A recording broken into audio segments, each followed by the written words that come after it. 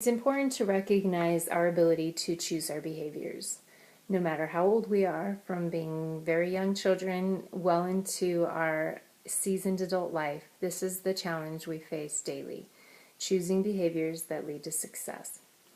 When I'm working with people, we process this idea through a flow chart. Every day we are dealing with different events and interactions throughout the day. Very simple, regular things that happen all the time, as well as larger, more challenging interactions and events. These events and interactions stir feelings. The feelings that a particular event might stir for one person may be very different than the feelings they stir for somebody else. But it is the combination of the events and interactions along with the feelings that have now started to brew that take us into choosing our behavior. When we choose a behavior, we either head down a path that is a helping path or a hurting path. The helping path leads to success and stirs some positive energy that comes back and takes the feeling we had and lifts it to an even better place. A hurting path brews all kinds of negativity and comes back to feed the original feeling in a way that brings it down, perhaps in a way that's much more destructive than it was to begin with. And so we find ourselves in these loops or patterns depending on our the choice that we're making with the combination of the event we're experiencing and the feelings that have come with it. To be successful in choosing successful behaviors, behaviors that are helping behaviors, there are things we can do to be more aware of this process and how it's impacting us and in our relationships with others. We can start to pay attention to the events and interactions that are triggers. The events and interactions that are particularly challenging to us.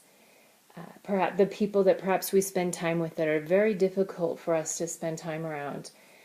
The outcomes that we aren't enjoying, the outcomes that don't really represent us the way that we would like. We can kind of go backwards and say, well, how did I end up with this negative outcome? What happened and where did it start? So we start to notice more fully those triggers. Trigger events and trigger interactions usually come with some warning feelings.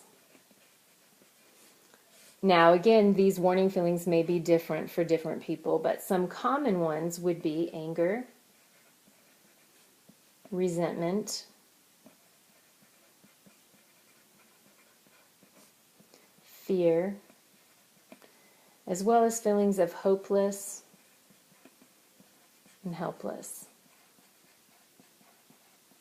When these feelings are starting to shape or stir within us, then that's a really good warning that we are now going to be particularly challenged in choosing a successful behavior. So when we notice that those feelings are occurring, either one or more of them, there's an important tip we can keep in mind. And that tip is that our first reaction is almost always going to be wrong.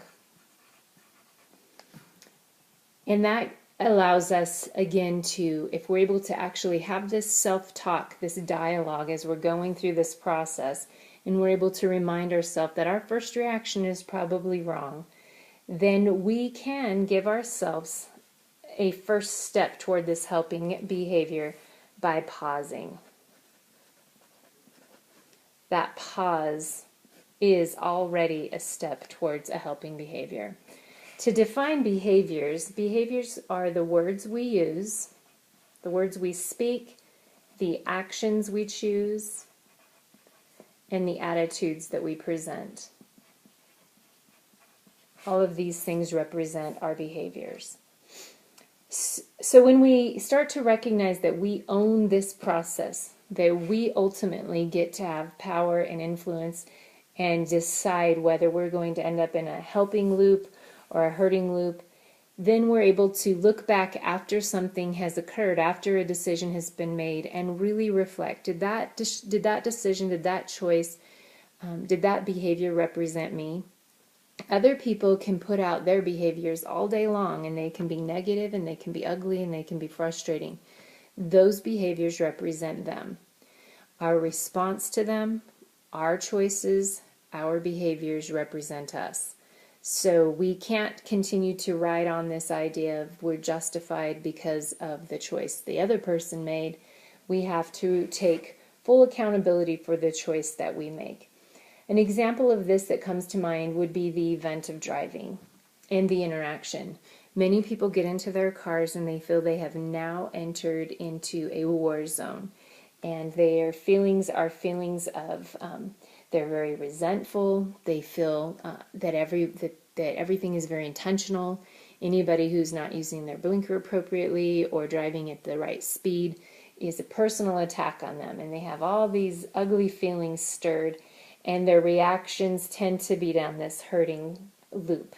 And it can be not just difficult to ride in a car with somebody like that, but it can be dangerous to be on the road with them in any way. I learned from my mother that this event, this interaction, doesn't have to have that negative loop. It was on many occasions where we would be in the car and another car would do something that seemed a little frustrating, perhaps even dangerous. My mom may have had to slam on her brakes in order to not hit the car in front of us. And the types of words she would choose were words along the lines of, "Thank goodness we were able to stop in time. Thank goodness everybody is safe. What a blessing that we were the ones behind them so that we didn't have to have an accident today." And that really changes people. That brings a whole different energy into a car and a whole new perspective to that entire experience. These events and these interactions definitely will continue to be challenging. There will be some that are just daily things that we deal with, like getting up in the morning. That's an event. And we can start to tweak even those little mundane adventures into something that has more of a positive loop in our life. If we tend to have these ugly exchanges in the morning and all this negativity where everybody goes their separate ways feeling a lot of angst towards each other, we can start to examine at what point this might be switched into a different loop. What charge do we have, at least to impact our role in that? Because we choose a helping path does not mean that all of a sudden we are going to always see roses and lovely outcomes as a result. Particularly in parenting, we might do things exactly right, and it doesn't mean that our children are going to always do the same. So it doesn't become so much, we don't measure the success of our day on how ideal our children behaved. We measure the success of our day on how well we responded to those challenges. A great day, you might decide you had a great day even though your children broke a lot of rules because you chose to respond to them in a very loving but firm, matter-of-fact way where there were consequences, but they weren't fueled with rage and anger. They were fueled by intention and contemplation and direction. So this is just a piece of understanding ourselves and understanding the power that we have to choose our behaviors. And when we understand that power and make the most of it, we are definitely headed in a pattern that represents ourselves well and will ultimately lead to success in our relationships, particularly, as well as professionally, spiritually, and in all areas of our life.